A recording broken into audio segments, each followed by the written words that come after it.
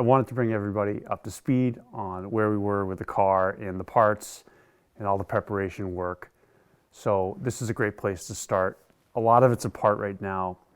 A lot of the air intake is out, so you can see the transmission here. Ideally right now I'd be replacing the clutch because it's sort of an unknown factor. I did one event with the clutch. I don't know what the history is of a lot of these parts, but eventually you just have to draw the line and take some risks. I have some new engine mounts coming tomorrow to replace those.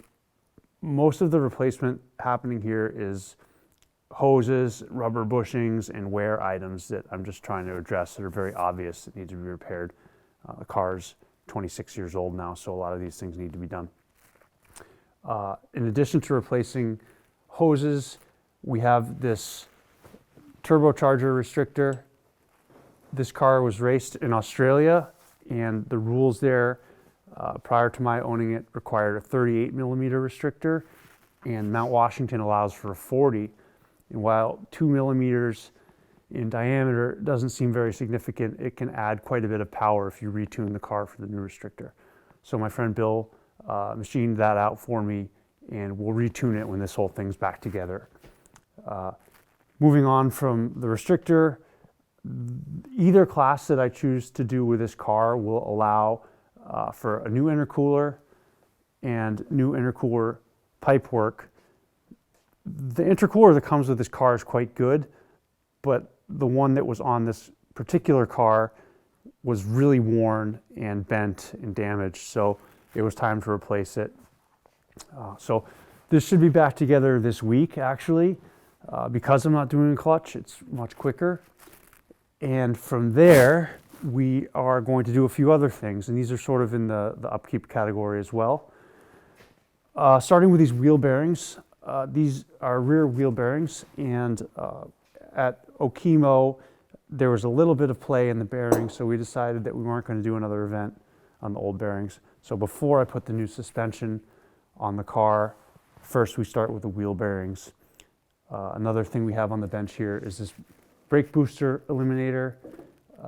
What this does is it gets rid of the vacuum servo that street cars have, so you have a direct connection between your foot and the brakes with no assistance. This allows for a much more reliable relationship between how much pressure you put on the pedal and how much braking force you get. So that's underway also. This suspension I ordered almost right when I bought the car, and that was in July.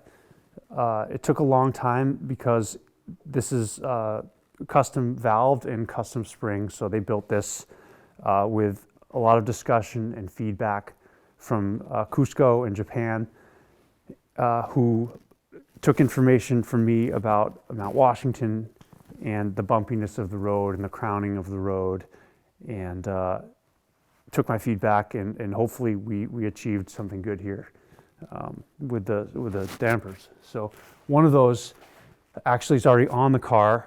That's the rear I haven't put on yet, but the front is on.